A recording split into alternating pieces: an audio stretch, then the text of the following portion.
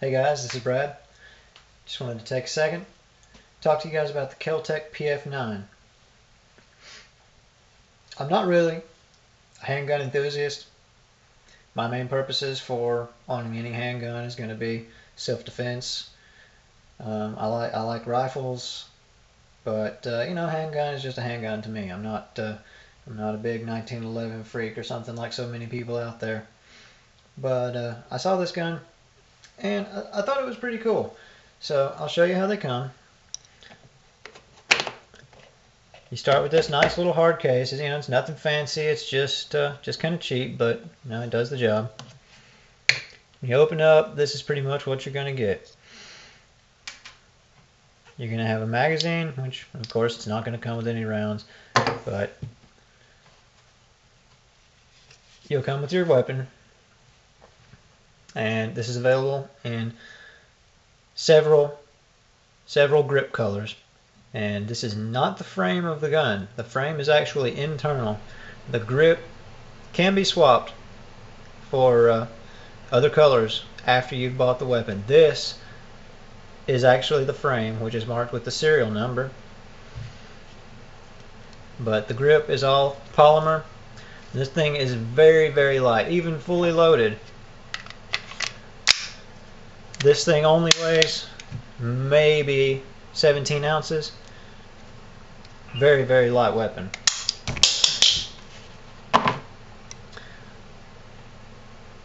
What you're going to get the gun.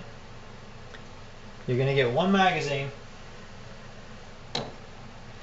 And you're going to get this magazine extension, which a lot of people like them.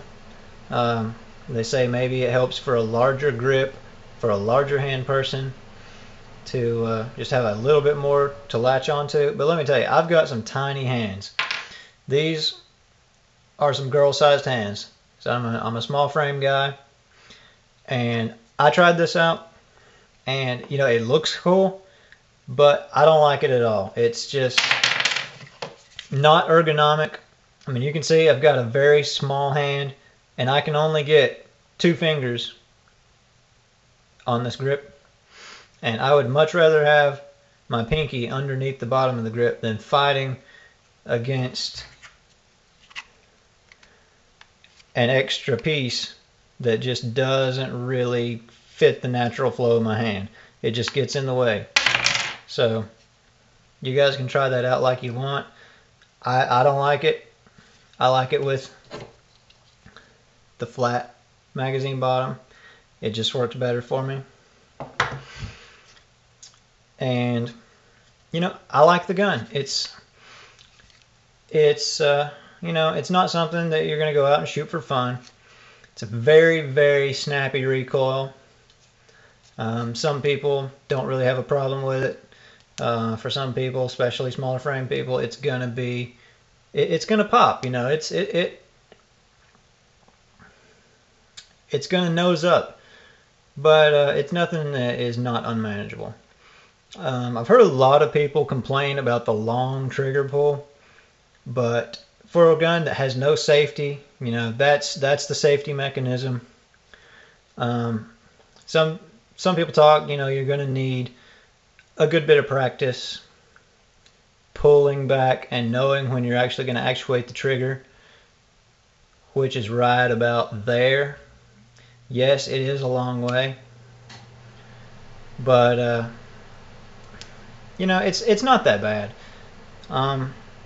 Sure, it takes a little bit more pressure than a lot of people like, but if you want this for a self-defense weapon, I don't think you're going to worry about that too much, because to me at least, in a self-defense situation, my finger's not going to be judging any weight, whether it's a 1 pound hair trigger or a 10-pound trigger pull.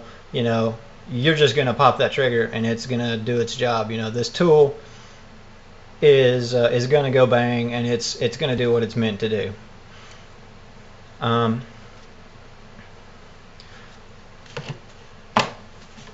lot of people will talk about problems with this weapon, the KelTec PF9. I'd like to say that they have totally taken care of any of the problems that these things have. There is a 100 round break-in period suggested by the factory, and you may experience a couple of failure to feed situations in that original break-in period. But you know, for the most part, these things are just about ready to go. A lot of people like to do what they call a fluff and buff, and I may do an upcoming video on that because I've noticed that there aren't any on YouTube. So maybe some in-depth instructions on that will come in handy for anybody that has this gun. If anybody wants to see in-depth fluff and buff, I can try to make a video on that. So just let me know. Send me some messages. Just let me know what you guys think. But you know, for the money, you can't beat this thing. I've seen several different prices, and I know in different parts of the country this thing, you know, goes for a lot more. But here in my area, I got this in Coyote Brown with everything you see here for $279. Not a bad deal at all. And I don't know, maybe you guys can find it a little bit cheaper, but I think that's a pretty good price. So well, there you have it.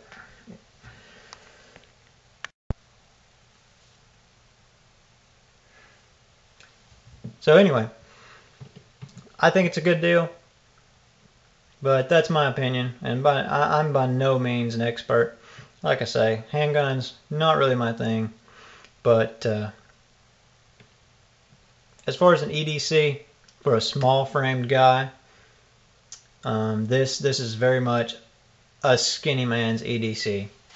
It doesn't exactly fit in a pocket, but this thing is less than an inch wide, right at a pound, fully loaded, and right under 6 inches long, with a IWB holster or inside jacket pocket.